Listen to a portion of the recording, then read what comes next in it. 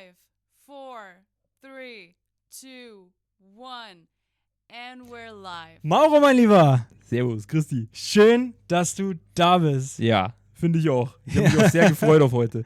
Ja, ich mich auch. Ja. Wir haben ja schon eine Weile hin und her geschrieben. Ja. Und ich habe mich da jetzt wirklich drauf gefreut, dich hier zu sehen. Weil, kurz für die es nicht wissen, Mauro, du bist der Besitzer vom Silver Stage Studio hier in Richtig, München. richtig. Und das finde ich extremst cool. Danke. Das ist auch was, wo ich gleich super gerne mit dir einsteigen wollen würde, weil ich finde Studios, also so Musikstudios, ultra cool, ultra spannend. Und ich hatte immer so eine Vision davon oder eine Vorstellung davon, die man halt so aus Filmen, Serien und so kennt, wie das Ganze einfach abläuft, wie das aussieht und was man da so macht.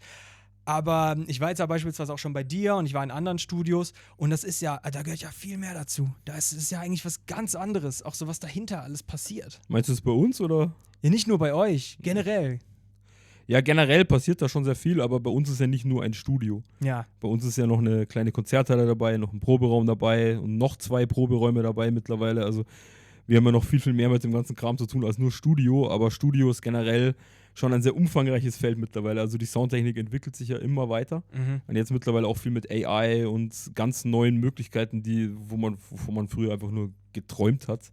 Aber da steckt schon tatsächlich jetzt mittlerweile einiges dahinter, dass man so alles können muss eigentlich. Allein um sowas zu bauen, du brauchst akustisches Wissen natürlich, du brauchst Wissen über Verkabelung, über ganz, ganz viele diverse Dinge und nebenbei musst du ja auch noch Musik machen. Also von daher, wir machen ja auch mehr Musik als jetzt, viele machen ja auch Werbung oder sowas. Bei uns ist ja wirklich der Hauptfokus Musik oder Sprachaufnahmen, Hörbücher und so, aber Werbung jetzt tatsächlich weniger. Aber da gibt es ja auch viele, die sich auf das spezialisieren und bei uns ist eigentlich den ganzen Tag nur Musik. Ja.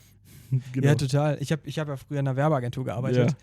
Werbung. Ja, Werbung. Und da ne? hatten wir total viel mit Tonstudios hier auch in München oder in Hamburg zu tun, die eben halt für die Werbung gearbeitet haben. Ja. Die haben ultra viel mit AI gemacht. Ja, ja, klar. Also du hast ja das auch gerade erwähnt, macht ihr da auch so viel mit schon? Ja, also jetzt Musik nicht so wirklich, sondern eher, es gibt im Mixing jetzt einiges, was so AI-mäßig funktioniert. Also das bedeutet, es gibt zum Beispiel Equalizer, die jetzt AI-mäßig dir sofort Störfrequenzen rausfiltern können oder komprimieren können die Stimme. Das ist natürlich alles ein bisschen fachchinesisch jetzt, aber die das machen, die verstehen das schon. Also AI zieht auch langsam ein im Mixing-Vorgang, was ich sehr, sehr krass finde auf der einen Seite. Auf der einen Seite ist es natürlich auch beängstigend irgendwie, weil vielleicht hat man irgendwann keine Arbeit mehr. Aber generell, wenn man es dafür hernimmt, dass man quasi sagt, ich will jetzt eine Stimme gut bearbeiten, ich will jetzt irgendwie ein cleanes Ergebnis, dafür ist das schon echt der Wahnsinn, weil es einem einfach auch viel Arbeit abnimmt natürlich. Ja. Aber um eine Aufnahme kommt man ja trotzdem nicht rum, also von daher. Ja, das stimmt. wir hatten mal ein Projekt, da wurde auch eine Stimme einfach aufgenommen und dann wurde die wirklich einfach von Charakter zu Charakter anders gepitcht. Genau. Also sie wurde dann einfach an die Person angepasst. Das gibt's alles jetzt. Und das heißt, wir hatten dann einen Sprecher, der dann, keine Ahnung, die Voiceline war dann halt auf Englisch, das wurde dann automatisch von der AI übersetzt in andere Sprachen und dann halt auf die jeweiligen Personen dann gepitcht. Das war der Wahnsinn. Ja, das natürlich. war der Wahnsinn, das war so gut. Ja, natürlich, man kann da so viel machen mittlerweile. Also das sind alles Sachen, das hat sich viel weiterentwickelt. Also die Digitalisierung zieht da schon auch stark ein. Aber es gibt halt in der Soundtechnik auch andere Bereiche, wie zum Beispiel Live. Da wird es schwieriger mit AI. Also ein Live-Künstler kann man jetzt schwer mit AI machen, obwohl sie teilweise ja auch Sachen machen, wie irgendwie jemand hinprojizieren oder sowas. Aber ja, oder das, ja, aber trotzdem, auch der Live-Markt ist unglaublich interessant. Deswegen habe ich auch beides. Also bei uns sowohl mit Bühne als auch Studio, ich mag halt beides. Also mir ist das vollkommen egal, welche Richtung das wird. Richtig cool. Wir sind jetzt auch super viele Songs auf TikTok, so die auf einmal dann so, also die total viral gegangen sind. Hier I Run beispielsweise war zuletzt. Und auf einmal waren sie alle dran von wegen so, Digga, wie das von AI gemacht. Das hört man ja nicht raus. Man sieht es erstmal gar nicht mehr teilweise. Man hört es auch teilweise gar nicht mehr, aber trotzdem Spotify hat auch viel wieder gelöscht, was AI-Musik das stimmt. betrifft, so, weil man halt doch irgendwie echte, also auch bei Audible, AI wird es da nicht geben momentan. Also die wollen wirklich echte Sprecher, also wenn es jetzt um Hörbücher geht oder sowas, die wollen keine AI. Und das finde ich auch gut, weil AI, wenn man sich es auf YouTube zum Beispiel ja viel anhört, das hört sich ja doch eher gekünstelt an, gesprochen. Also Emotionen kann eine AI nicht nachbilden und das ist eigentlich das Wichtige, gerade in der Musik. Und das macht die Musik natürlich auch kaputt, aber mein Gott, die einen Leute werden halt in Zukunft mit AI-Musik aufwachsen und irgendwann wird man es vielleicht auch gar nicht mehr unterscheiden können, aber ich glaube, Emotionen, So jetzt echte Emotionen, das ist, glaube ich, schwer nachzubilden. Also das nicht. Also ich glaube eher, dass er ein Hilfsmittel bleiben wird auf lange Sicht und wahrscheinlich hoffentlich auch mal wieder richtige Musik so zurückkommt. Ich meine, wenn es jetzt so krass in so eine AI-Richtung gehen würde, dass jetzt fast jedes Lied AI gemacht ist, dann das würde ja auch irgendwo dann, du hast gerade schon gesagt, die Live-Experience halt zerbomben, ne? Absolut. Also von daher, also wenn irgendwann nur noch ein PC oder sowas oder ein Handy auf einer Bühne steht und das ist natürlich dann, glaube ich, keine Zukunft, die man sich wünscht. Also Das wär wild. ja, aber auch bei vielen DJs ist das ja so. Also die drücken ja auch noch leider viele auf Play oder so und bauen sich halt vorher eine Playlist. Aber das wird halt so kommen. Also ich schätze, dass da schon viel AI wird schon die Zukunft sehr bestimmen. Auf jeden Fall. Aber auch in anderen Bereichen natürlich. Nicht nur in der Musik, Ja, aber ja, in der Musik merke ich es halt natürlich. Da gibt es natürlich viel Musik, die auch mit AI gemacht wird, wo du es erstmal nicht weißt. Und wir haben jetzt auch vor einiger Zeit an einem Album gearbeitet, wo quasi die Vorlage AI war. Also komplett AI-basiert und es wird dann nachgesungen quasi krass. und dann halt nachgebaut. Aber die Ideen entstehen quasi wirklich mit künstlicher Intelligenz. Dafür kann es helfen. Aber also, ich habe eigentlich nie in meinem Leben so Fake-Musik, sage ich mal, gut gefunden. Ich fand immer echte Musik gut und deswegen hoffe ich auch, dass das auch so weitergeht. Also momentan läuft es ja auch sehr gut bei uns so. Wir sind ja eh dauernd ausgebucht irgendwie wie die Verrückten. Weiß ich. Ja, deswegen, der Termin heute war ja auch eher so, wann kannst du ein paar Wochen, alles klar. So, und das wird sich wahrscheinlich auch weiter so durchsetzen, weil ich glaube, die Leute haben nach wie vor Bock auf richtige Mucke. Und das ist, was soll man machen? Jede Zeit hat seine Musik und wir heute covern halt viel oder es wird viel recycelt wieder, was schon mal da war. Aber trotzdem ist AI, glaube ich, das wird im Endeffekt die echte Musik nicht ersetzen können. Also ich kann mir jetzt schlecht eine Hochzeitsband vorstellen, die quasi irgendwie ein Handy ist. Also mein Handy kriegt Living on a Prayer nach Roller auch noch hin. Ja, das stimmt. Aber so, ich glaube, das Feiern damit und so und dass eine Band jemand anheizt oder so oder generell solche Sachen, ich glaube, das ist mit AI nicht möglich. Schon. Also ich bin da auch so die Person, ich mag dann auch eher so die Emotionen da drin, die damit reingesteckt werden. Ich finde AI cool, so als Hilfsmittel wirklich. Und ich brainstorme mit ChatGPT. Natürlich. Ich habe Sachen durch Midjourney durchgejagt. Ja, klar. Alles Mögliche, aber so die Ursprungsidee muss irgendwo schon immer noch fundiert sein. Ja. Und damit man auch die Emotionen da reinstecken kann. Weil wenn jetzt die Lyrics von der AI kommen, die Beats kommen von der AI, und im Endeffekt wird es nur noch einmal eingesungen und dann von der AI dann auch noch mal richtig gemixt und was auch immer. Dann kann ja auch jeder irgendwann Sänger werden, oder? Ja, ich hoffe es mal nicht. Ja, ich hoffe es auch nicht, aber obwohl ich bin sehr untalentiert im Singen. Ja, ich hoffe nicht, dass es jeder versucht, weil ich glaube, vieles will man nicht hören. Aber theoretisch hast du recht, es wird wahrscheinlich eines Tages den Punkt geben, wo man wirklich aus jedem Schrott tatsächlich irgendwie was Gutes machen kann. Also wird sicher kommen irgendwann. Ich hoffe, dass dieser Punkt noch weit in der Zukunft liegt, aber man merkt es auch heute schon, dass Sänger, die ich früher aufgenommen habe, die wirklich versucht haben, jeden Ton zu treffen. Und allein da hat sich schon viel geändert, dass einfach Sänger das teilweise nicht mehr treffen. Man lobt sie hin oder man beschimpft sie dahin, dass sie es können. Ja, das gibt es schon auch. Aber ich merke halt trotzdem, dass viel wird im Nachhinein eigentlich gerade gebügelt. Und das gibt es ja schon länger. Aber jetzt mit AI wird ja alles, das ist Wahnsinn. Also es ist auch schön, was es für Möglichkeiten noch gibt. Also ich sehe das nicht nur negativ, ganz ehrlich. Also ich denke mir schon auch cool, ich krieg so Arbeiten schneller fertig. Ist ChatGPT auch Wahnsinn für so andere Sachen. Ja, also wir leben schon auch in einer goldenen Zeit für viele Dinge. So einfach Dumbo-Aufgaben werden halt automatisierbar und das ist halt schon auch, das wird auch die Gesellschaft, glaube ich, sehr verändern. Also in allen Berufssparten schlussendlich. Ja. Also egal, ob das Robotik ist, ob das Musik ist, es ist Wahnsinn. Also es wird viel passieren. Ja, ganz ehrlich. Total. Mal schauen, ob es ein Hype bleibt. Und man am Ende sagt so, überall. Also ich glaube, wir leben so ein bisschen in so einer Endzeit, wo das so ein Hype ist, jetzt momentan. Man kann ja ganze Filme auch damit teilweise schon machen, aber man merkt dann auch irgendwie, man sieht es vielleicht nicht, aber man merkt halt, es ist trotzdem, so würde kein Mensch einen Film machen. Also man merkt halt schon, das ist schon sehr also algorithmisch irgendwie gemacht, so die Jokes kommen sogar algorithmisch und also ich fand ChatGPT nie lustig, selbst wenn du noch einen Witz fragst, also von daher, ja, ist so. Hast du den echt mal gefragt? Ja, musst mal irgendwie erzähl mir irgendeinen Witz und dann denkst du bist beeindruckt davon, dass er dir irgendeinen Witz erzählt, aber lustig ist er nicht und das ist mit Musik ähnlich, also ich glaube halt, echt ist sie nicht.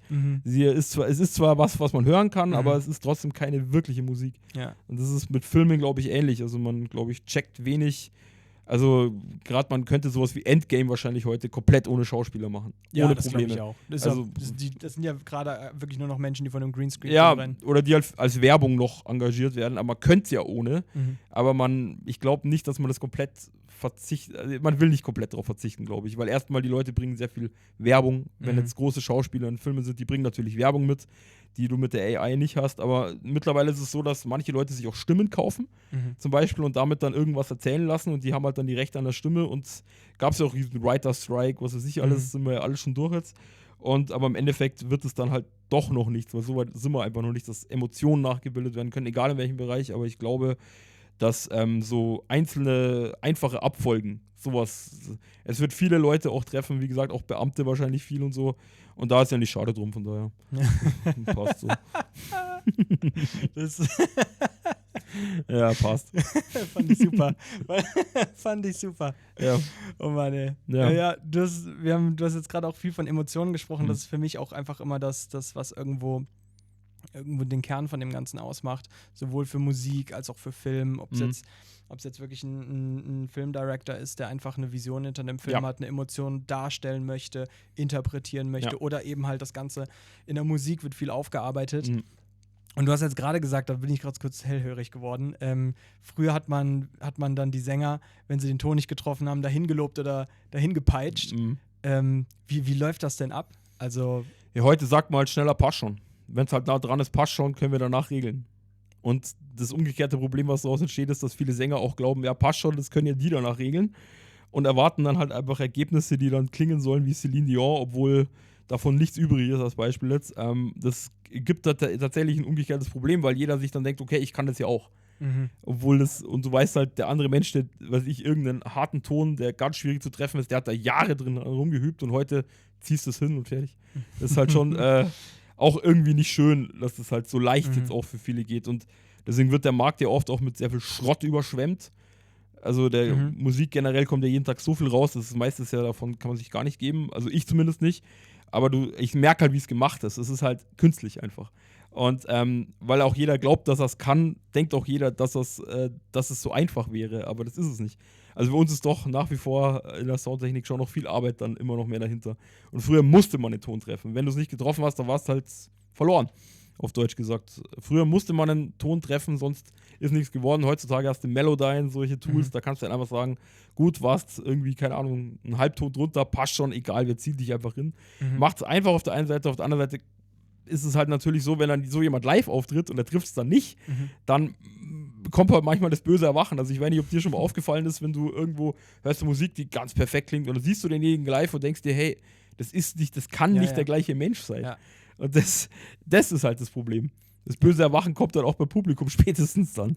Also das ist halt so, es sei denn, das Publikum ist halt besoffen oder so, aber sonst, ja, ist halt so. Ja, je nachdem, was für ein Konzert man hingeht, ist das auch ein Faktor, ne? Ja, natürlich, klar. Ja, also ich finde schon krass, man hat ja echt so ein paar Artists, wo man jetzt echt sagt, von wegen, die klingen wirklich genau wie die Studio-Version. Ja, gibt's auch, natürlich. Das ist dann schon krass. Man kann auch live teilweise ein bisschen faken, natürlich. Ja. Gibt's auch, aber es werden weniger, kommt mir vor. Also so die Evergreens, die es halt schon immer gibt, die können das natürlich, aber weil neue Leute müssen sich nicht die Mühe machen, jetzt 10 Jahre Gesangsunterricht zu nehmen, weil es einfach viel schneller geht. Ja. Also würdest du schon sagen, dass die Qualität im Average gesunken ist? Ja, auf jeden Fall. Ja, doch. Würde ich schon sagen. Okay, also wenn du dir Klassiker aus den 90ern, 80ern und auch schon davor anhörst, da hörst du einfach, die Leute treffen alles. Aber auch live alles. Und heute hörst du, nein, das ist nicht mehr so. Also ich würde schon sagen, dass die Musikqualität generell schon gesunken ist. So. Also wenn du Beatles anhörst dir heute, das sind halt Lieder, die kannst du immer noch hören. Aber ich glaube nicht, dass aus der heutigen Zeit so viel Musik übrig bleibt, die du in 50 Jahren nochmal hören kannst, sagen kannst, das war mein Ding. Das war so geil, das hast du bis dahin schon wieder vergessen. Also, Baby No Money. Ja, das ist halt Maschine. So. Das ist halt sehr kurzlebig, das ist aber auch, weil der Markt so ist. Ja.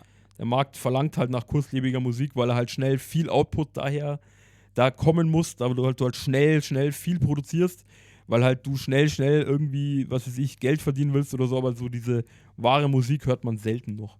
Also ich höre selten tatsächlich was auch schade ist, aber es ist leider so, dass einfach die Zeit nicht mehr da ist, so viel sich so lange um ein Projekt Gedanken zu machen. Ja. Ist einfach so. Aber man muss mit der Zeit gehen, so geht man ja halt mit der Zeit, ne? Ja. Von daher, ich versuche immer alles Echte aus den Leuten, die bei uns sind, rauszuziehen.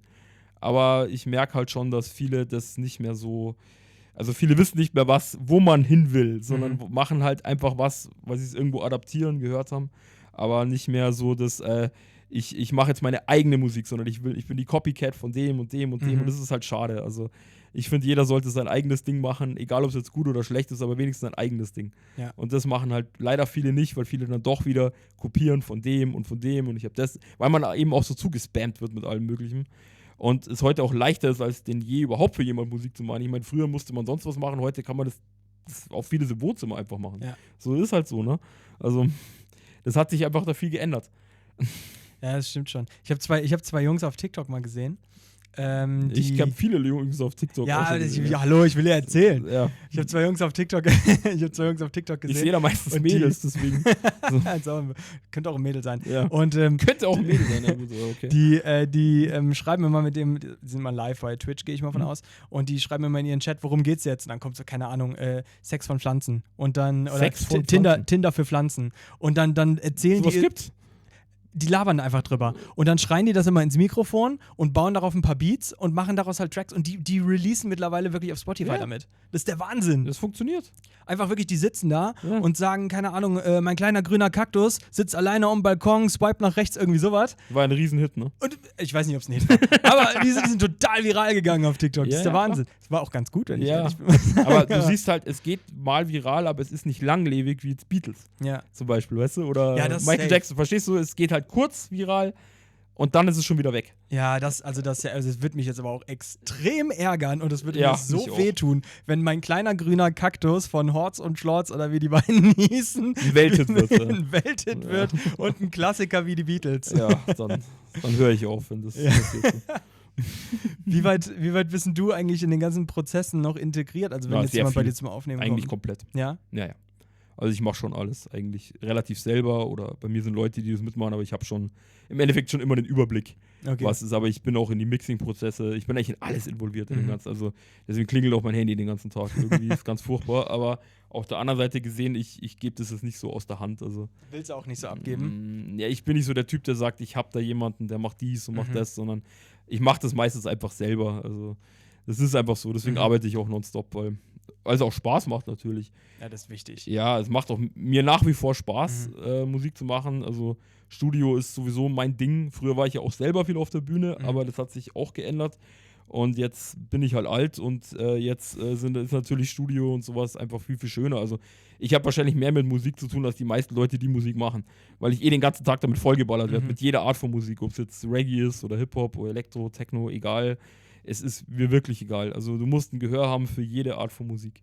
Und wenn du das hast, dann ist es wie wenn du eine Sprache kannst.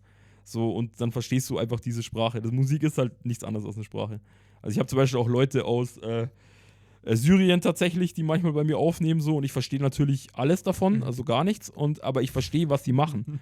Ich verstehe die Musik, obwohl ich mit dieser Musik nichts zu tun habe, aber ich verstehe trotzdem, was die machen. Weil einfach die musikalische Sprache dahinter ist klar, aber ich verstehe kein Wort von dem, was sie singen. Es ist mir auch egal, aber ich verstehe, was sie machen wollen. Weil irgendwann hast du halt ein Gehör dafür. Das ist einfach so. Und ob es jetzt Heavy Metal ist, juckt mich auch nicht. Also mich stört es gar nicht, welche Musikrichtung. Es muss nicht meine sein. Ich muss nur verstehen, wie es abläuft und dann ist alles gut. Produzierst du noch viel? Ja, ich produziere ja keine Beats. Ich bin ja nur wirklich mischen, recorden und sowas. Da bin ich drin, aber ich selber baue keine Beats. Also ich bin da nie reingekommen, weil ich irgendwie nie mit Instrumenten angefangen habe. Mein Instrument ist halt das Mischpult geworden. Ja, so hat halt jeder seins, ne? Also, du hast die Gitarre daneben dir. Ja, mit der kann ich kann sie aufnehmen, aber das war's dann auch schon. Oder sie halten, das schaffe ich auch noch, aber sonst nichts. Stimmen? Ja. Stimmen, ja, geht ja auch mittlerweile alles digital. Ja, gut. Das mache ich auch digital. Also. Ja, eben, das geht ja alles. Das kriege ich noch hin wahrscheinlich. Wird das Handy kurz auf den Schoß gelegt und bing. Genau. Und, da muss noch ein bisschen drehen. Ja, ich meine, früher musste man das per Gehör machen. Ja, klar. Heutzutage kannst du einfach das so simpel machen, das ist schon Wahnsinn. Also, ja, das ist schon. Die Technik zieht dann alles ein. Und mittlerweile auch auf allen Smartgeräten und so. Das ist auch einfach verrückt, dass du halt mit dem iPad irgendwie Beats bauen kannst oder so. Oder recorden kannst oder so. Das ist. Davon hätte man früher schon geträumt, dass es sowas gibt. Heute gibt es ja alles. Also das ist schon mega eigentlich auch auf der anderen Seite, dass man halt sehr mobil auch ist mit allem. Ja. Also früher ist man mit so viel Zeug irgendwo hingefahren, um ein Konzert zu spielen. Heutzutage nimmst du halt irgendwie einen Koffer mit, irgendwie einen Laptop und Ja, MacBook und USB-Stick reicht manchmal. ja, oder halt ein Digitalpult, ein kleines und Ja. that's it. Du machst ein Konzert so. Also wenn das jetzt nur Solisten oder so sind, aber Ja. ist ja früher halt gar nicht möglich. Wenn du hättest jetzt 10 Geräte gebraucht, bloß um irgendwie einen Halt zu erzeugen, so ungefähr. Also das ist schon cool irgendwie. Aber man hört, also ich höre den Unterschied schon, ob es digital oder analog ist. Aber ich glaube, der normale Konsument hört das nicht mehr. Ich höre es nicht raus. Also Bin ich höre es ganz ehrlich. deutlich. Also ich höre es wirklich ganz deutlich, sogar teilweise, wenn ich Tracks höre, welches Plugin wurde benutzt, welches Mic wurde hergenommen. Ich höre solche Sachen schon sehr genau. Aber ich merke es vor allem live, dass halt gerade so der digitale Markt hat halt, weil es einfach so im Ohr jetzt von jedem ist, dass er den Unterschied kaum mehr hört. Aber ich habe halt beides kennengelernt, deswegen weiß ich halt, aha, das war sicher so ein Preamp oder so ein Mic oder so. Und, oder ganz sicher war es das. Und beim anderen hörst du, okay, das war halt irgendwie ein Rode Mic, sowas, also so eher die billigere Kategorie. Das höre ich halt sofort. Also das merke ich auch sofort. Aber ich glaube nicht, dass ein Mensch, der sich nicht damit auseinandersetzt, das jetzt hört. Also wahrscheinlich wie ein Architekt jetzt auch ein Haus, die denkt, hey, das hätte ich anders gemacht, so. So ist es bei mir halt ähnlich. Also ich höre das schon sehr deutlich. Ich finde das so krass. Also ich bin wirklich, ich bin ja wirklich aus einer Nicht-Musikwelt jetzt Sei froh. mit Kailo da so ein bisschen. Sei froh. Sei froh. Ja, da muss ich gleich noch drauf eingehen. Weil mit Kailo jetzt so im späten Zeitpunkt, sage ich jetzt mal, damit eingestiegen, auch ja in meine ganz eigene Bubble mit meinen Experiences, die ich machen möchte. Aber ich finde das so spannend, auch wenn ich das jetzt irgendwie von Lydias Vergangenheit höre, die ja auch früher mitproduziert hat und so. Es ist so spannend, wie das alles so abläuft und was da so alles gibt. Wie gesagt, das ist was richtig. Ich hatte so meine Illusion davon, auch wie jetzt beispielsweise irgendwie Filme und Serien das halt beschrieben haben. Ja. Aber es ist ja was ganz anderes. Das ist ultra viel. Also ist das bei dir auch so, dass das so ein richtiges Community-Gefühl ist, dass wenn man da so richtig krasse Sessions hat, dass man einfach Ewigkeiten zusammensitzt? Ja, manchmal, das geht schon bis tief in die Nacht oft auch. Also manchmal auch über Wochen. Kommt je nach aufs Projekt an. Also aber ich ziehe es meistens so durch, tatsächlich, dass ich schon versuche, dass man irgendwie noch halbwegs gesund dabei bleibt. Aber es ist manchmal wirklich schwer. Weil wenn jemand irgendwie zum 20. Mal nicht genau das hinkriegt, was man jetzt haben will, dann weißt du halt irgendwann, okay, jetzt brechen wir ab, machen morgen gleich weiter und so zieht sich das manchmal auch ewig. Aber du merkst es ja auch bei Filmproduzenten zum Beispiel. Du siehst halt den ganzen Film, aber du siehst nicht den Spaten dahinter, was der alles organisiert hat dafür. Das ist ja noch viel schlimmer, weil er muss dann irgendwie die ganzen Sets noch organisieren und was weiß ich alles noch machen und Make-up und weiß der Geil, das ist bei Musik zumindest nicht ganz so viel, aber auch da musst du Instrumente organisieren oder Kram organisieren oder irgendwie Mics organisieren oder irgendwas irgendeinen besonderen Kundenwunsch, ich will es dies, das, jenes und so und dann musst du auch erstmal rumfahren, da Zeug einsammeln, da Zeug, genau die Gitarre, genau das und so. Das ist schon auch viel. Also dahinter steckt meistens noch mehr, als man so denkt. Also das ist organisatorisch teilweise manchmal auch die Hölle, aber gut, hey, auf der anderen Seite, es macht trotzdem Spaß. Also ich will es darüber nicht Schlechtes sagen, aber das hört man am Ende nicht. Ja. Wie viel man dafür in der Gegend rumgefahren ist, wie viel Absprachen es gab, wie viel Änderungen im Text oder in der Mucke oder man sagt, der Track funktioniert jetzt besser, weil er, keine Ahnung, mit dem Refrain startet oder so und das sind halt Sachen, die ich am Schluss dann meistens dann oftmals höre, also da habe ich irgendwie mittlerweile ein Gehör dafür, dass ich weiß, okay, der Track funktioniert nicht so, sondern andersrum vielleicht besser. Wir starten vielleicht besser, nicht mit einem langen Intro oder vielleicht doch oder so, also es ist je nach Situation unterschiedlich oder da kommt noch eine Background-Stimme rein, da machen wir noch was und so. Das ist das, was du am Ende hörst, du halt nur ein Lied, aber du weißt nicht, wie viele Stunden man sich da irgendwie den Kopf zerbrochen hat, sage ich jetzt mal. Also das merkt man das nicht. Sie will immer Teil von den Folgen sein. Ja, darf sie gerne. Ich finde es halt krass, so. Ich hatte das wirklich damals nie am Schirm. Ich hatte damals in der Schulzeit, im Musikunterricht, da habe ich geschlafen. Sehr gut. Da hat unser Lehrer uns, wie heißt das eigentlich? Audacity, wie wird es ausgesprochen? Ich glaube, das ist so ein... Ich benutze es nicht, aber ich glaube, es wird Audacity ausgesprochen. Okay, Audacity. Der hat uns Audacity gezeigt und da sollten wir dann Carried Away by the Moonlight Shadow, das Lied, in unserer Art interpretieren. Ich habe das wirklich einfach nur in fünf verschiedenen Spuren Panflöte auf verschiedenen Tonlagen gemacht. Yeah. Das hat ultra wild geklungen am Ende. Klar. Aber es hat total Bock gemacht und war richtig cool. Yeah. Und wenn ich mir jetzt überlege, damit das auf Panflöte cool klang, wie viele Spuren ich davon machen musste, damit das nicht super flat klingt, will ich gar nicht wissen, was bei so einem normalen Popsong allein, der jetzt brutal. Obwohl, ist so ein Popsong so komplex? Es kommt auf den Popsong an. Ja, also musikalisch gesehen würde ich jetzt sagen, schon eigentlich, ja. Also du hörst eine Stimme, aber in Wirklichkeit sind es vielleicht 10 zum Beispiel. Mhm. Oder du hörst ein Klavier, in Wirklichkeit sind es 10. So, es ist schon komplex. Also das würde ich schon sagen, aber die Kunst ist eigentlich, dass etwas sehr einfach klingt, obwohl es sehr schwierig war. Mhm. Das ist eigentlich die Kunst daran. Also wenn du das hinbekommen hast, dann hast du alles richtig gemacht. Aber das kann schon sich auf auch mal 200-300 Spuren irgendwie, kann sich schon mal sowas ziehen, wenn du es wirklich übertreiben willst. Aber manchmal ist es so.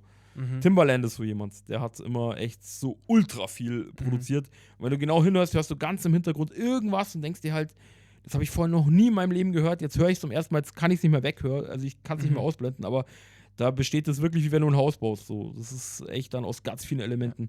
Und das kann sehr komplex sein, kann aber auch sehr einfach sein. Also manchmal gibt es ja auch einfache Lieder, die plötzlich durch die Decke gehen. Ja. Also es gibt keine Erfolgsgarantie. So, du kannst es komplex oder einfach machen, das entscheidest du nicht, ob jetzt was erfolgreich wird oder nicht. Ja. Ja, das stimmt schon. Ja. Das finde ich übrigens auch, also, dass du gerade Timbaland ansprichst, schon krass. Ich glaube, der hat ja auch seine Masterclasses und sowas rausgebracht. Der ist völlig geisteskrank. Ne? Also völlig geisteskrank. Das ist halt ein Freak. Das ist einfach ein Freak.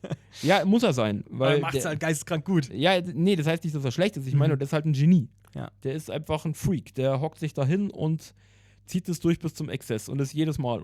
Aber das wären auch Welthits dann. Ja. Oft. Das muss man einfach sagen. Und der hat halt irgendwie so eine Formel gefunden, die halt funktioniert. Mein Dieter Bohlen covert sich auch selbst. Also von daher, der hat auch eine Formel gefunden, ein Lied zu machen. Und das mache ich 100.000 Mal. Ja. Also, und funktioniert. Kann man ihm nicht X-Platin-Platten. Ja, hat er gemacht. Hat er gemacht. Der Erfolg gibt ihm doch recht. Muss man sagen. Und ich meine, der hört sich auch anderes Zeug so an, wo ich mir auch denke, wow. Also, ich finde es auch gut, dass so jemand existiert. Nach wie vor. Egal, ob seine Formel einfach oder komplex ist, er schafft's. Ja. Und das muss man ihm lassen. Er hat eine lange Karriere hinter sich. Wahnsinn. Also, finde ich auch beeindruckend. Trotzdem, also von der geschäftstechnischen Seite sowieso, aber ich meine, er hockt sich da hin und hört sich, was ich, wie viele Kandidaten an, so. Ich höre mir ja schon viele an, aber was der sich anhören muss, also, das ist schon. Also, das ist schon dass brutal, der noch nicht ne? Ohrenkrebs hat, das wundert mich schon. Also, vielleicht hat er es auch, man weiß es nicht. Dann überspielt das gut. Ja. Warum hörst du dir so viele Kandidaten an, die jetzt bei dir einfach reinkommen? Und Nee, ich höre einfach viel Musik. okay. Verstehst du? Ich habe halt verschiedenste Musikrichtungen, aber der muss ja wirklich jeden sich da anhören, der da reingelassen wird. Und das ist schon auch beeindruckend, also dass der das Durchhaltevermögen hat, ohne dass er irgendwann die Krise kriegt, weil er hört ja leider oft ja auch nicht besonders gute Leute, sondern halt eher Menschen, die halt da, was weiß ich, warum auch immer dahin gehen. Also Cloud. natürlich hört der auch mal Talente, klar, gibt's auch, aber die gewinnen ja oft nicht. Aber ich weiß nicht, ob das in seiner Hand liegt, ich denke es mal nicht, aber du musst schon lange durchhalten, um dir so viel auf die Ohren zu geben die ganze Zeit. Das ist eine Leistung, die siehst du im Fernsehen nicht, aber ich weiß, was der Mensch macht. Ja. Ich finde es auch gut, dass es so jemand gibt, der einfach zu jemand sagt, hey, du kannst nicht singen. Und wenn du singst, dann, keine Ahnung, dann kotze ich. Ich finde es gut, dass es so jemand gibt, weil das gibt einem auch wieder ein bisschen Realität. Okay, der hat trotzdem Ahnung von dem, was er macht. Das kann man ihm nicht absprechen. Einfach würde ich auch nicht machen. Der weiß, was er will, der weiß, wo er hin will. Und er sucht halt auf Wegen, die ich nicht packen würde, aber hey, der schafft's. Muss man ihm einfach lassen. Und der sucht halt in seiner Formel. Also Ja. jetzt nicht per se der beste Sänger, Nein, muss er nicht sein. sondern der für Dieter Bohlen in dem Moment gerade darauf am besten passt. Genau. Der weiß halt einfach, was ist der Zeitgeist. Und der hat ein Gespür dafür und das muss man ihm lassen. Und deswegen, das ist auch eine respektable Leistung. Also ich könnte es nicht, also ich könnte mich da nicht hinsetzen und mir 3000 Kandidaten anhören. So. Ich würde da durchdrehen irgendwann. Also ganz ehrlich, würde ich nicht. Und dann schauen, okay, wo ist hier der Diamant unter den ganzen faulen Eiern so. Also das ist wirklich schwer. Also deswegen, also da habe ich auch echt Respekt vor so einer Leistung, muss man einfach sagen. Also ich könnte es nicht. Also ich höre so schon auch viel Schrott manchmal. Es ist einfach so. Das bleibt im Studioalltag nicht aus, dass halt auch Leute reinkommen, die halt einfach nichts können. Ja. Auch denen muss man dann leider sagen, hey, sorry, wird halt nix. Also krassen Respekt vor Dieter Bohlen, Ja. gehe ich voll mit. Ja. Bei der schieren Masse. Es gab diesen einen Typen da auch vor ein paar Jahren in der Show, der hat wirklich nur so rumgekrächzt. Ich fand's witzig und Dieter auch. Der hat legit gesagt, ich finde dich lustig, du kommst weiter. Ja, so gewinnt man dann, ne? Das ist auch geil. Aber es ist schon wild. Und ich muss auch echt sagen, man hat ja schon, keine Ahnung, man liest ja auch immer so viel Negatives darüber. Ja. Deswegen jetzt einfach straight up raus. So, was hältst du von Castingshows? Nichts. Auf Deutsch gesagt. Also Casting gab es ja schon immer. Also in jedem Bereich in der Medienbranche gab es schon immer, auch für Theater oder so, es gab schon immer Casting. Aber ich halte von diesen Shows nichts, weil der eigentliche Star für mich, der da gewinnt, die Show selber ist. Das ist einfach der Grund. Also wer da mitmacht, ist wahrscheinlich im Endeffekt egal. Ich meine, wie viele Leute kennst du von denen noch, die da mitgemacht haben und nicht, keine Ahnung, ich glaube, der eine ist mal in den Gurkenlaster gerast. Der hieß Daniel Kübelböck, ist vor ein paar Jahren verstorben. Oh, ist der hat nicht verschollen gewesen auf dem Boot? Ja, also man sagt, vielleicht ist er vom Boot gesprungen, man weiß es ja nicht. Bis heute, ich hatte da auch mal so ein bisschen so einen Draht zu dem tatsächlich. Ach, krass. Ja, und von dem, alles, was mir übrig geblieben ist im Kopf, ist, der ist mal in den Gurkenlaster gerast. So, also, aber ich meine nur, das ist alles, was. Das war bei seiner Fahrprüfung oder ja, so. irgend sowas. Ich weiß nicht mehr genau. Ich sag nur, weiß. das ist alles, ich wusste nur Daniel Kübelberg Gurkenlaster. Das war alles und irgendwann war er tot. Aber nee, das ist natürlich traurig auf der einen Seite. Also ich glaube, der hat sich auch adoptieren lassen oder so. Ganz komisches Zeug. Auf jeden Fall, der war voll der nette Kerl, was ich so weiß. Vollkommen. Aber halt, mein Problem war, er war nicht langlebig. Und das ist mein Problem mit diesen Castingshows, dass diese Leute, und ich kenne ja da auch so den einen oder anderen, die da mitgemacht haben, auch gewonnen haben, aber irgendwie ist dann halt dieser Hype, den sie glauben, bekommen zu haben, halt, es muss ja nächstes Jahr den nächsten geben. Deswegen ist halt der Alte dann erstmal weg vom Fenster und das finde ich halt schade, wenn da wirklich Leute hingehen und sagen, hey, ich will da hin, ich habe da voll Bock drauf, ich will mich beweisen und auch wenn er gewinnt, hat er verloren. Und das finde ich halt schade daran. Weil es gibt ja auch Menschen, die das wirklich ernst nehmen jetzt, ja. Und dann spielt man halt mit ihren Gefühlen, mit ihren Talenten und im Endeffekt geht es halt um Einschaltquoten und das finde ich halt schade daran. Und dass man halt das so unterstützt. Und das hat auch viel in der Musik, glaube ich, kaputt gemacht einfach. Dass man halt sagt, okay, ich gehe jetzt dahin und ich kenne viele, die da hingegangen sind und die auch nicht gewonnen haben, die aber auch danach teilweise mit der Musik wieder aufgehört haben oder so, weil es einfach zu viel war irgendwie. Und das finde ich halt schade. Ich glaube halt nicht, dass man in der heutigen Zeit solche Formate braucht noch. Weil heutzutage läuft alles übers Netz. So, Fernsehen ist, ich weiß nicht, ob es am Aussterben ist oder in welche Richtung es geht, auf jeden Fall in keine gute wahrscheinlich. Und deswegen denke ich, dass Castingshows halt dazu beitragen, dass halt Leute auch veräppelt werden. Und das finde ich halt einfach schade. Also ganz ehrlich gesagt, da sind ja doch Leute, die von irgendwas träumen und mit dem spielt man dann rum. Deswegen ich finde es nicht gut. Also ich finde es weder für die Teilnehmenden gut, noch für die Redakteure, dass die da das einfach durchziehen und auch halt erstmal nur die peinlichen Leute zeigen, so nach dem Motto. Aber egal, ob die peinlich sind, so, wo ist der Respekt? Deswegen finde ich das nicht gut. Und vor allem, es ist halt darauf ausgelegt, es muss jedes Jahr einen neuen geben. Es muss in jeder Castingshow, egal in welchem Format. Aber Stars werden sie halt nicht, sondern kurz ist das Licht dran und danach ist das Licht weg. Und ich kenne mehr Leute, die da abgestürzt sind, als die jetzt auch die weit kamen oder so. Ich kenne mehr Leute, die definitiv mehr abgestürzt sind, als dann wirklich oben geblieben auch sind. Warum abgestürzt? Ja, die einfach diesen Erfolg nicht verkraftet haben. Dieser kurzfristige Erfolg, der halt mal ganz kurz da ist, also da kenne ich auch ein Beispiel, also wer das ist ja nicht so wichtig, aber ich kenne ein Beispiel zum Beispiel, die war sehr weit, auch bei einer bestimmten Castingshow, hat sich dann leider in Drogen, Alkohol und so weiter verloren, die war halt sehr jung, ist weit gekommen und dann ging es halt einfach nur noch bergab im Leben und mein Gott, das Leben geht länger als so eine Castingshow. Und deswegen, ich weiß nicht, ob das der Weg eines Künstlers sein sollte, sich jetzt da auslutschen zu lassen. Also deswegen finde ich das einfach nicht gut. Hat viele Gründe. Also bloß weil man 5 Minuten im Rampenlicht steht, ist man noch kein Artist. So, man wird doch nicht über Nacht Schreiner. So ganz einfach. Ja, und das ist halt da wird man in 6 Wochen Superstar. Also angeblich Superstar, aber ich glaube nicht, dass jemand in 6 Wochen diesen Lifestyle, also dass er sich in seinem tiefsten Inneren darauf eingestellt hat, was das jetzt heißt, dass wenn er gewinnt, dann wird er 6 Wochen durchgereicht und dann ist er wieder quasi vergessen. Und deswegen glaube ich, ist das eher ein Wegwerfmodell und das finde ich halt nicht gut. Und ich meine, wie lange läuft das Ganze jetzt? Seit 20 Jahren, 30 Jahren, keine Ahnung. Irgendwie so. Ja, irgendwie ewig. Und ich kenne niemanden mehr davon, also jetzt medial niemanden mehr. Ich kenne vielleicht Leute so, jetzt, mit denen ich zu tun habe oder so, oder die halt mal bei sowas mitgemacht haben, aber ich kenne jetzt niemanden, der vor, keine Ahnung, 15 Jahren gewonnen hat. Ich weiß nicht mal, wie der heißt, wer das ist oder so. Und erfahr's dann, weil er vielleicht zufällig bei mir vorbeikommt oder so. Aber das ist einfach schade, weil so jemand gibt ja da trotzdem alles. Und am Ende wird er halt einfach weggeworfen, ausgekotzt. Schade.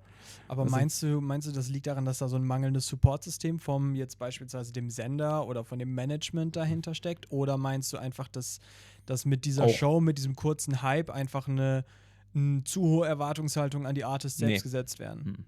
Das ist halt einfach, man wird quasi reingezogen und wieder ausgespuckt. Wenn man kein Geld mehr ausspuckt, dann ist man weg. Aber die Leute haben ja schon eine Foundation dann. Also man könnte ja darauf aufbauen. Ja, man könnte, aber hast du es mal erlebt? Also jetzt Ich habe ein Beispiel mit so einer Zoe Wees, die glaube ich, damals bei The Voice Kids war und jetzt auch in Amerika am Touren ist und alles. Aber das ist halt auch eine von. Ja, eben ein Beispiel, aber es passiert selten. Und deswegen, ich kann jedem eigentlich nur empfehlen, sich selbstständig auf den Weg zu machen, auch in der Musik, sich selbstständig von unten nach oben zu arbeiten. Dann kommt man auch mit einem möglichen Erfolg vielleicht auch besser. Klar, manche wird dieser Erfolg auch sicher überfordern, wenn du gestern noch irgendwie, keine Ahnung, im Aldi an der Kasse saßt und plötzlich spielst du vor 10 Millionen Leuten oder sowas. Ich glaube, das ist auch für den Kopf nicht gut. Wenn du das nicht von der Pike auf machst und es nicht gewohnt bist, dann wirst du mit so einem Erfolg nicht fertig. Es ist wie wenn Leute über Nacht Millionär werden plötzlich und so. Dann machen auch erstmal. Naja, ich kenne einen, der hat im Lotto sehr heftig gewonnen und der war dann, hat dann 10 Jahre, kann man sagen, gelebt und dann war er wieder Taxifahrer wie vorher.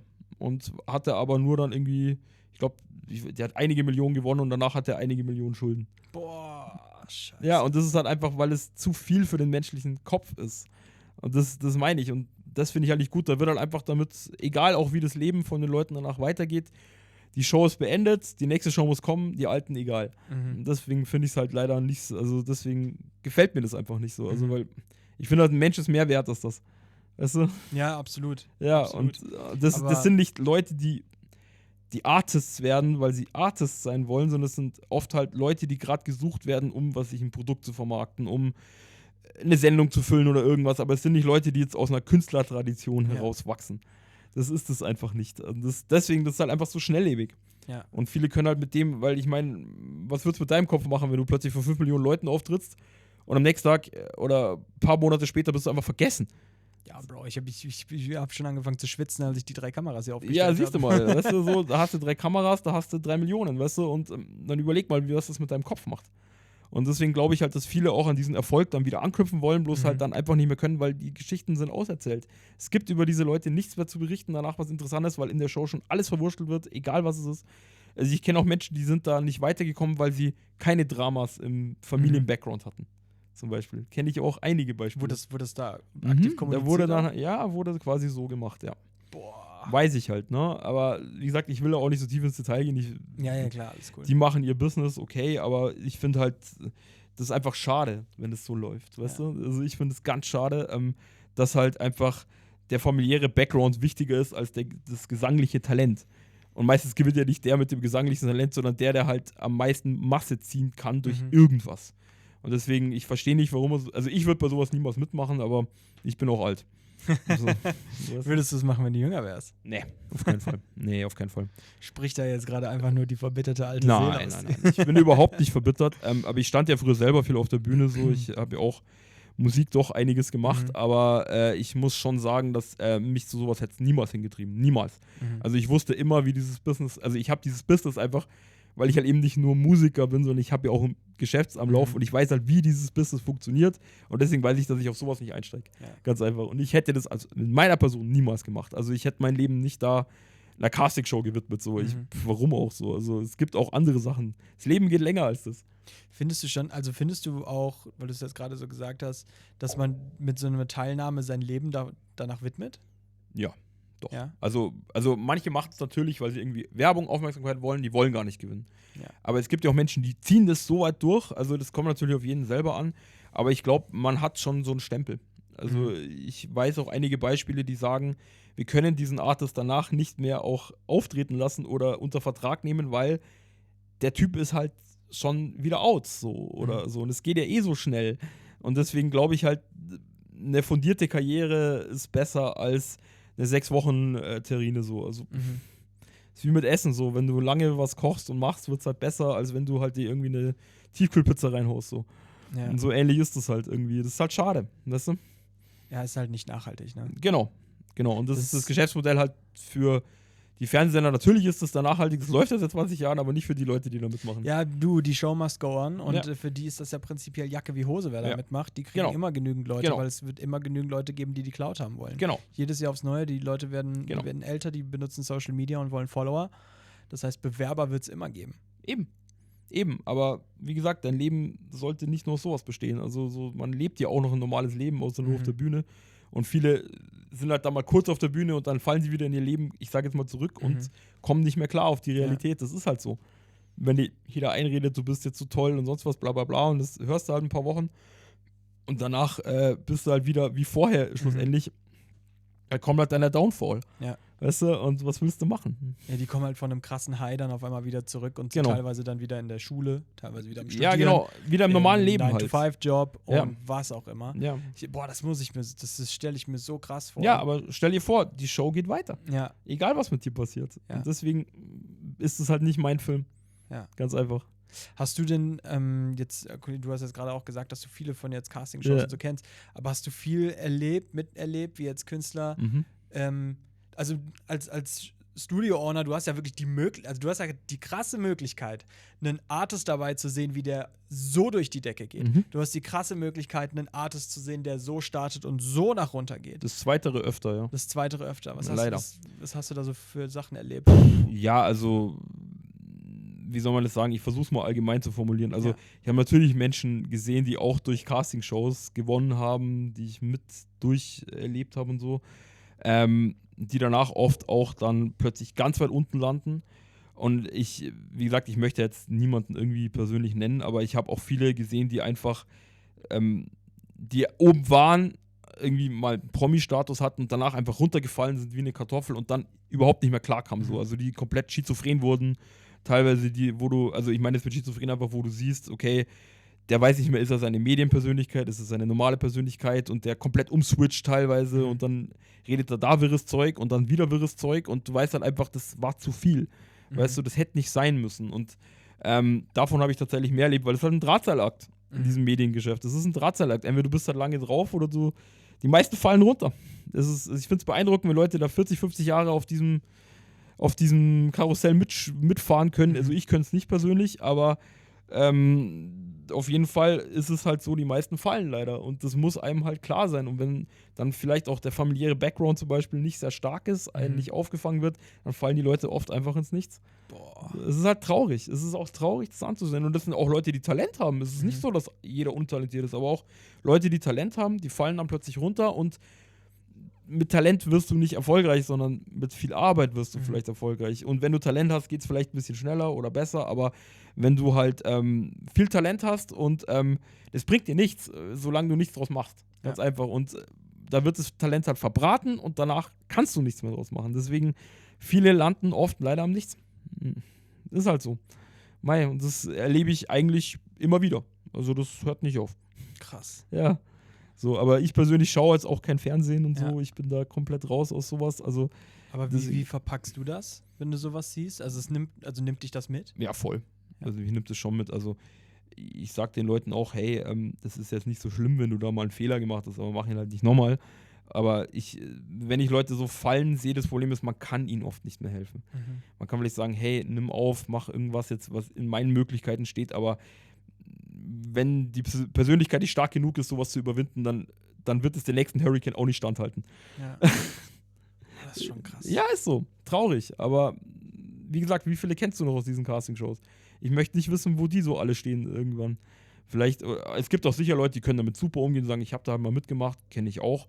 Die einfach sagen, ich habe mal mitgemacht und sonst lebe ich ja mein Leben weiter und es war cool, aber die meisten bilden sich halt dann richtig was drauf ein, so, aber das ist schwer, glaube ich, einfach für den Menschen. Ich glaube, es ist für viele dann noch schwer loszulassen. Ja. Also es wäre so meine Dem meine alten erste Erfolg Idee. hinterherzulaufen. Genau, Was bringt dir der alte Erfolg? Der neue muss her. dass sie dass sie dann wirklich über Jahre und Jahre hinweg sagen und keine Ahnung, ich war mit Dieter Bohlen und Beatrice Egli gemeinsam auf Teneriffa und war da eine Woche lang in den ist das Recall? Ich glaube, das ist der Recall, wenn die immer da wegfliegen. In den Recalls. Und ich glaube, da sind halt mit den ganzen Kameras, die haben Producer da Ja. und die sind im Mittelpunkt, dass sie da Genau. sich so ein High dann erleben. Vielleicht, das ist jetzt auch nicht mal so krass, dass sie dann in Live-Shows waren und da fett Geld für bekommen oder so oder eine Karriere drauf gebaut haben, aber dass das für die dann wirklich teilweise wirklich der Peak dieser eine Ausbruch aus dem Alltag war, dieser Peak war und dass sie da so ziemlich lang dran hängen. Ja, eben. Und entweder du kommst dann davon los, wie das ist wie eine Droge halt, oder du zerbrichst halt dran. Ja. Weißt du, es ist halt so. Aber viele zerbrechen halt leider dran. Ja. Das tut mir halt schon weh. Also vor allem, wenn man Musik jetzt so liebt wie ich, dann tut es mir halt noch mehr weh, weil du einfach weißt, okay, der hätte vielleicht wirklich was werden können. Hätte das halt nur mal anders angepackt, so weißt du, und Ja. hätte sich halt nicht verbraten lassen in ein paar Wochen. Aber Viele sind halt auch leider so kamerageil, dass sie halt sofort vor die Kamera wollen und sagen, ich tue alles dafür, ich würde alles dafür tun. Ja, warum? So, weißt du, so ein langlebiger Erfolg ist immer besser, der Marathon gewinnt. Mhm. Weißt du, so nicht der Sprint. Aber glaubst du, man hat wirklich jetzt noch, wenn man sich heutzutage hinsetzt und sagt, ich will und ich bin bereit, die Arbeit da reinzustecken, also das funktioniert noch? Ja. Ja? Sogar teilweise leichter, würde ich fast behaupten, als früher, weil man heute einfach sich selber vermarkten kann. Mhm. Man kann halt selber auf YouTube, also wenn man das wirklich ernsthaft angeht, dann kann man von sich selber eine Doku drehen zum Beispiel. Man braucht nichts mehr heute. Man braucht gar nichts mehr. Man braucht nicht wie früher irgendwelche Kamerateams. Man kann halt so viel selber machen. Und das ist natürlich besser als jetzt vor 20 Jahren, wo du sonst wen gebraucht hast. Du kannst dich heute selber vermarkten, du hast selber Zugang zu Menschen, die vielleicht deine Musik hören. Das wird nicht mehr nur von Redakteuren bestimmt. Du kannst selber heute sehr weit kommen, wenn du es doch nur richtig machst. Aber wie man es richtig macht, wie gesagt, die Formel kenne ich jetzt auch nicht, aber es gibt sie. Also natürlich, es gibt immer noch Leute, wo du einfach denkst, Wahnsinn, was für ein Talent und was geht ab. Und dann gibt es auch Leute, wo du denkst, Wahnsinn, was für ein Talent, wieso hören die nicht mehr? So, gibt es natürlich auch, klar, aber das hat viel auch natürlich damit zu tun, ob du dir Werbung kaufst, ob du bereit bist zu investieren in deine Werbung, ob du bereit bist, ein Marketingkonzept selber aufzustellen. Du musst ja heute alles können. Kannst ja nicht mehr nur singen, du musst alles können heute. Du musst sowohl, keine Ahnung, Social-Media-mäßig präsent sein und was weiß ich alles. Das ist eigentlich der Fokus, den man heute halt legen muss. Man muss heute einfach viel, viel mehr machen, aber man kann auch viel mehr machen als früher, weißt du? Also man sieht es ja immer wieder, dass es so kleine Breakout-Stars in allen Bereichen gibt. Ja. Einfach, dass man sich sagt, okay, man muss jetzt vielleicht nicht mehr der beste Sänger sein, weil dafür haben wir AI und alles. Ja. Aber man muss halt einfach ein Cleverle sein, wie man so schön sagt. Ja. Man muss halt einfach wissen, wie man es anstellt. Man muss auch hier auch mit der Zeit gehen. Aber die Möglichkeiten gab es halt früher nicht. Also früher hat ein Fernsehsender entschieden, ob du gespielt wirst oder nicht. Das ist schon brutal, ne? Ja, klar, war eine andere Zeit, aber dafür haben sich auch mehr die Besten dann irgendwie durchgeschlagen. Und dann irgendwann wurde es ja immer schlimmer, auch von der Qualität natürlich. Aber das war ganz früher so. Und jetzt halt heutzutage kannst du dich selber irgendwo promoten. Und das ist doch eigentlich auch ein wahnsinniges Geschenk. Es wird auch fairer. Weißt du, es wird fairer auch, weil jeder kann es. Das heißt nicht, dass jeder jetzt Musik kann oder so, aber jeder hat die Möglichkeit. Und das vergessen viele, dass du eben heute nicht mehr Castingshows brauchst oder irgendwas anderes. Du kannst so viel selber schaffen. Natürlich, irgendwann wird's, wenn du weit erfolgreich bist, irgendwann macht es schon Sinn, mit einem Major-Label zum Beispiel zusammenzuarbeiten, dass du halt sagst, okay, aber auch die wollen natürlich jetzt auch am liebsten jemand, der auch selber einfach da mitzieht und der auch auf dem Niveau ist. Sie wollen nicht mehr einen von the bottom aufbauen, die wollen schon jemand, der fertig ist. Und das kann man aber selber werden, das ist kein Problem. Also jeder Mensch kann heute Alben produzieren, jeder Mensch kann heute Videos produzieren, das geht so einfach wie noch nie. Also von daher, vielleicht wird es noch einfacher in der Zukunft, ich weiß es nicht, aber das war früher alles nicht möglich. Also ich meine, kannst du dir überlegen, was früher ein Kamerateam gekostet hat, was früher Musik machen ein Album gekostet hat, wenn du hörst früher, hey, 1 Million für die Platte, war noch wenig. Heutzutage, niemals, also braucht man alles nicht mehr. Deswegen, es wird leichter für alle, aber wenige Leute nutzen diese Möglichkeit, die es heute gibt. Also viele sind zwar Social Media aktiv und so, aber nutzen es nicht eben für ihre, ich sag mal, Dienstleistung oder für ihren Job, sondern vielleicht um sich selbst zu pushen oder so, aber wenige nutzen das, hey, damit ich will meine Musik machen und ich kaufe mir so viel Werbung, bis es jeder Mensch da draußen hört. So. Aber möglich ist es. Für jeden. Keinem ist mehr verboten. Also es ist keine Schwelle mehr da, wo man sagt, über diese Schwelle darf niemand mehr kommen, es sei denn, ich entscheide, dass du da drüber darfst. Und das ist halt so. Krass, ey, das hätte ich, also klar, jetzt wo du es sagst, macht es total Sinn. Jetzt macht Sinn, oder? jetzt danke, jetzt macht Sinn. Ich habe Musik nie verstanden. aber aber jetzt macht das halt, also für mich gerade wie so ein Klickmoment, weil ich dachte die ganze Zeit, boah, das muss doch heutzutage echt schwer sein. Weil ja, klar, Social Media kann jeder irgendwo groß werden, jeder hat die gleichen Chancen mit Social Media. Die einzige Hürde, die du hast, ist, du musst dir ein Handy kaufen. Ja, das, was die meisten haben. Was die meisten haben oder irgendwo herbekommen, notfalls noch. Das ist so die einzige Hürde, aber es war schon irgendwo, weil Social Media ist ja nochmal ein komplett anderes Feld an Skills, was man da braucht. Ja. Es ist ja eine gewisse Marketing-Affinität, es ist eine Kamerapräsenz, es ist eine gewisse Raffinesse, Kreativität mit dabei und da musst du ja schon breiter gefächert sein, als jetzt jemand, der, sagen wir mal, fast wie autistisch begabt in der Musik ist. Ja. Der geisteskrank wirklich gut ist in der Musik und so ein Gefühl da drin hat, so gut singen kann und was auch immer, aber der kriegt es vor der Kamera nicht geschissen. Da ist es ja schon Du musst halt alles können davon. Und jemand, der das nicht kann, der wird es nicht schaffen. Und wenn du es nicht kannst, dann musst du es halt lernen. Ganz einfach. Ja. Klingt zwar blöd jetzt, aber was du nicht kannst, musst du halt lernen. Ja. Ganz einfach. Also das ist schon so. Aber ich glaube, dass es heute eigentlich leichter wird, eine Aufmerksamkeit zu bekommen als früher. Also wo es das alles nicht gab. Also ich komme da nur immer wieder auf früher, weil einfach dieser Vergleich da nahe liegt. Ja. Früher konntest du nicht einfach irgendwo stattfinden. Heute kannst du überall stattfinden. Und das ist halt toll. Auf der einen Seite, ich sehe da nur Positives in sowas. Also natürlich haben auch mehr Leute die Möglichkeit, das heißt, du misst dich mit mehr Menschen.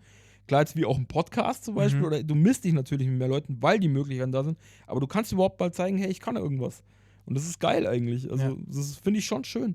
Natürlich, wie gesagt, natürlich kommt damit auch mehr Schrott hoch, klar. Das ist unkontrollierter, als es mal war. Klar, aber auf der anderen Seite, hey, man hat überhaupt die Möglichkeit, irgendwas zu zeigen. Ich kann irgendwas, ich zeige das jetzt so. Also, ist halt so.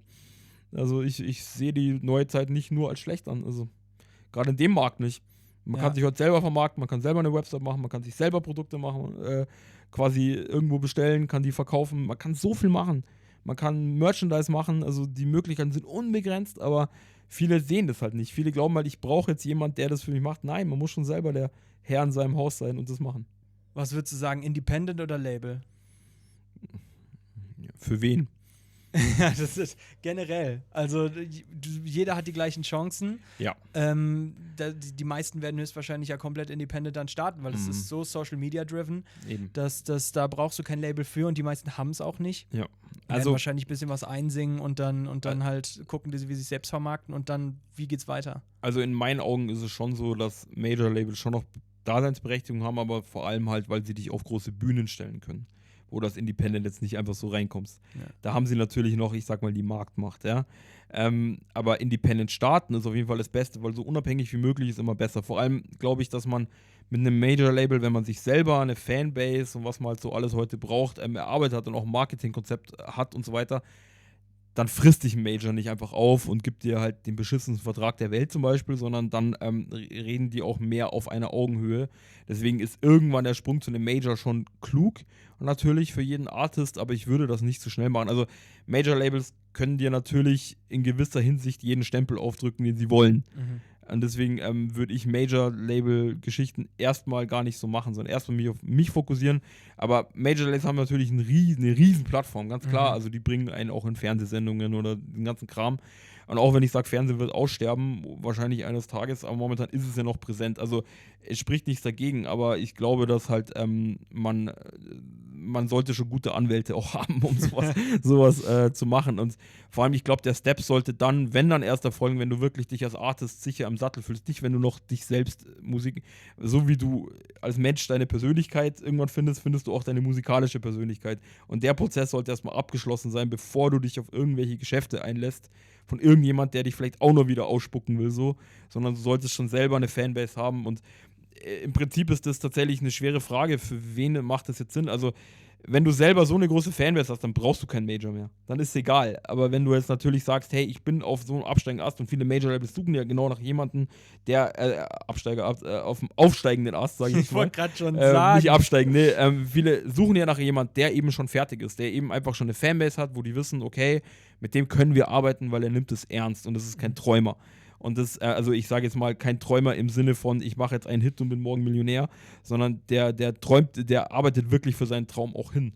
Also Major-Label macht dann, glaube ich, schon noch Sinn ab gewisser Hinsicht, aber man wird halt schnell verheizt, wenn man keine Ahnung hat. Also Musik läuft so viel in Graustufen, gerade in diesen Vertragsdingern. Ich bin ja auch kein Anwalt, aber ich kenne genug Anwälte und würde mich da immer erstmal beraten lassen, ob das jetzt Sinn macht, ob das ein gutes Geschäft ist oder ob das jetzt was ist, der andere gewinnt, du verlierst oder das sollte zumindest eine Win-Win-Situation in irgendeiner Form rauskommen, aber man sollte sich niemals musikalisch verbiegen lassen und den Vorteil, den du hast, wenn du halt independent schon weit gekommen bist, ist, dass dich keiner mehr verbiegen kann, weil die Fans wollen ja dich dann so, wie du bist und nicht, wie jemand dich mal hin promotet hat irgendwie, sondern und vor allem das Schauspielen ist in der Musik, in richtiger Musik eigentlich schwierig. Das ist der Unterschied zum Schauspieler. Der Musiker sollte er selbst sein, der Schauspieler kann jeder sein, also kann jeden spielen und das ist in der Musik schon was anderes.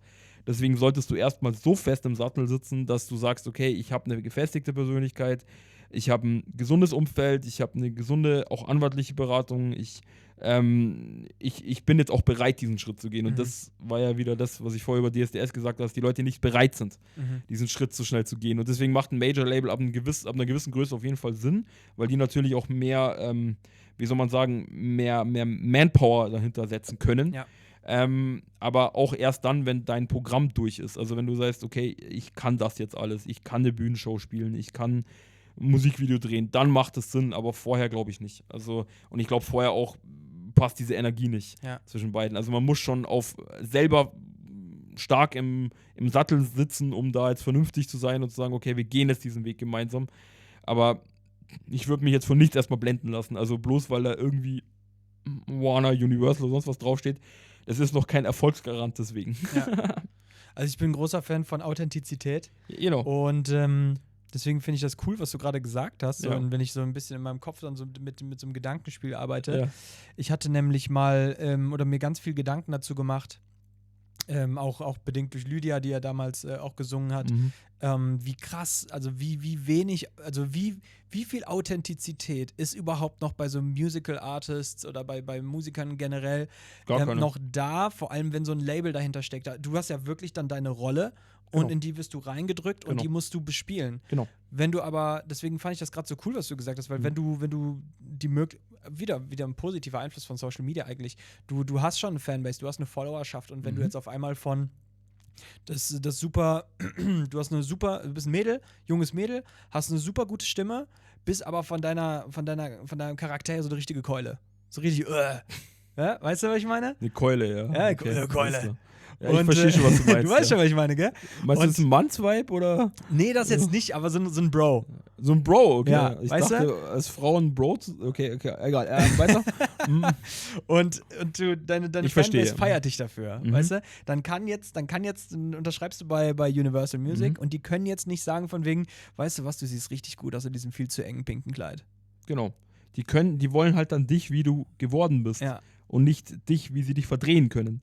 Und das ist halt ein Unterschied. Deswegen sage ich halt, ab einem gewissen Punkt das ist bei jedem Menschen unterschiedlich, wo es Sinn machen würde. Aber ich glaube, man kann Independent auch mega erfolgreich werden. Also ich glaube auch, dass man hat auch, sagen wir mal, finanziell Independent mehr von einem Vertrag, als man bei einem Major jetzt hat. Das ist einfach so.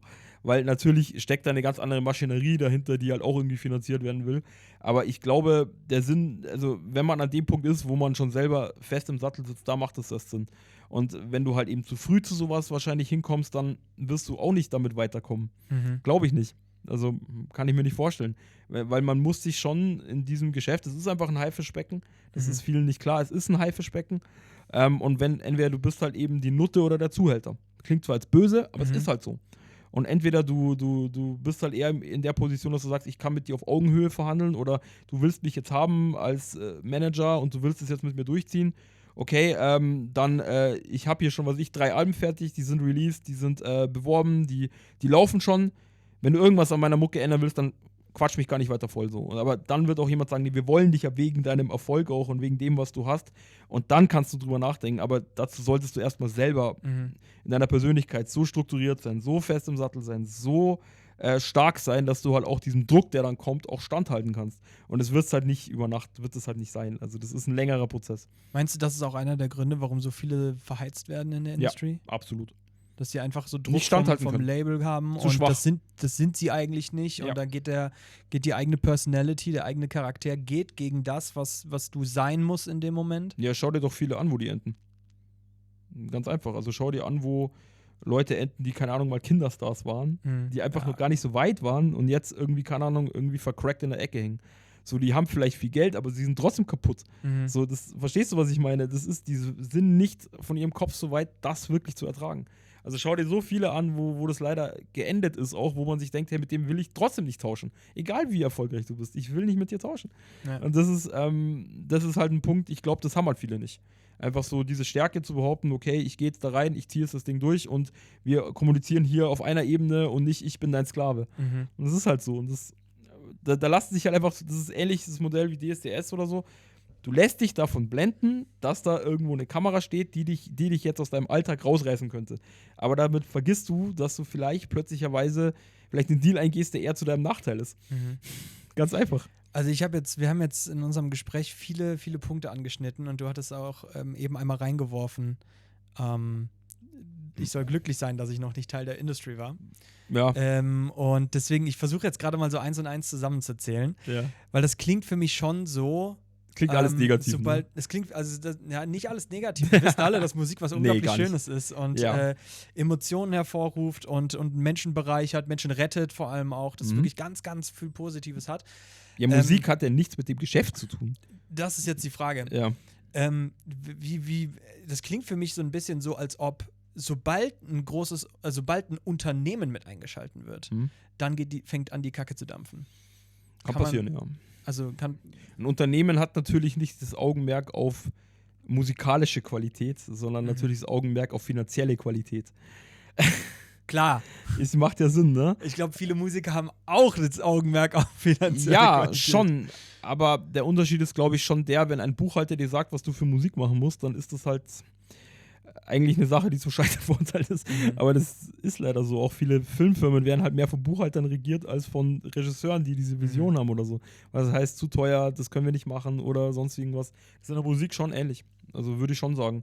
Also man muss sich einfach darauf einstellen, dass wenn man in diesem Markt erfolgreich ist oder erfolgreich sein möchte, dann muss man einfach mit viel Shitstorm leben können. Man muss einfach ein hartes Fell haben.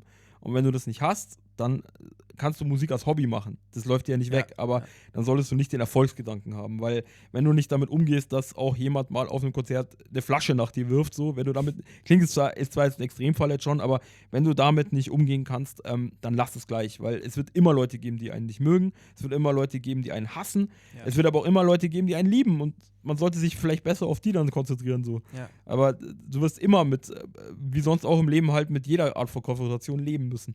Es ist so und da kann halt viel kommen, weil sobald jemand eine Person des öffentlichen Lebens ist, dann wird er natürlich von allen Seiten unterschiedlich wahrgenommen und die einen mögen, was er sagt, die anderen hassen, was er sagt und es gibt dann auch Verrückte, die halt irgendwie plötzlich ganz blöde Sachen machen und auf sowas muss man sich halt einstellen und deswegen, ich bin halt auch zu Kunden von mir oder sonst, ich bin immer ganz realistisch, wenn solche Fragen kommen. Ich würde niemals jemandem was versprechen, was ich nicht halten kann aber es wird halt in dieser Branche genau das oft getan. Ich verspreche dir sonst was und gib mir deine Seele und dann bekommst du es aber auch nicht. Also, passiert oft, weißt du? Und deswegen, ich könnte das nicht, deswegen könnte ich auch kein Manager sein, aber es gibt genug, die das halt einfach können. Also ganz einfach. Und deswegen glaube ich, dass halt, dass man in der Musik sich einfach so weit selbst festigen muss, bevor man irgendwie die nächsten Schritte geht. Und das soll wohl überlegt sein, man darf nicht zu schnell sein, aber auch nicht zu langsam. Das ist ein ganz schmaler Grad. Und ich bewundere Leute wie zum Beispiel Peter Maffay oder so, kann ich jetzt mal als Beispiel nehmen, der wohnt noch nicht sehr weit weg von mir, der seit 60 Jahren eine Karriere hat. Und der seit 60 Jahren, also ist auch Musik nicht meine oder egal, aber der hat eine Karriere seitdem. Und oder seit 50 Jahren, ich weiß auch nicht genau, aber der hat was Stabiles. Ja. Dem kriegst du nicht vom Thron. So von seinem Thron. Ist halt auch ein Name, ne? Ja, klar, ist einfach ein Name, jeder weiß, wer gemeint ist so. Er macht auch seine Sachen, macht er alles super, aber du musst halt sagen, solche Karrieren heute zustande zu kriegen, liegt wahrscheinlich daran, dass es schwer ist, weil eben erstmal die Welt ist viel schnelllebiger, der hat sich natürlich lange etabliert, aber du kannst jetzt nicht, du kannst eine lange Karriere machen, wenn du halt dich immer wieder auf dich selbst auch verlassen kannst und wenn du das Heft aus der Hand gibst, was beim Major schnell passieren kann, wenn du nicht stabil bist, dann wirst du halt auch vielleicht schnell das Heft komplett verlieren. Und dann wird es halt nichts mehr. Und deswegen, man muss sich einfach darauf einrichten, dass es schnell gehen kann, dass es hochgehen kann, dass es runtergehen kann, man weiß es nicht. Aber das heißt nicht, dass man es nicht versuchen kann. Also man muss nur einfach sich der ganzen Sache bewusst sein. Ja, einfach bewusst dran. Ja, genau. Jetzt haben wir viel über Musikgeschäft geredet. Du wolltest ja echt viel über Studio wissen.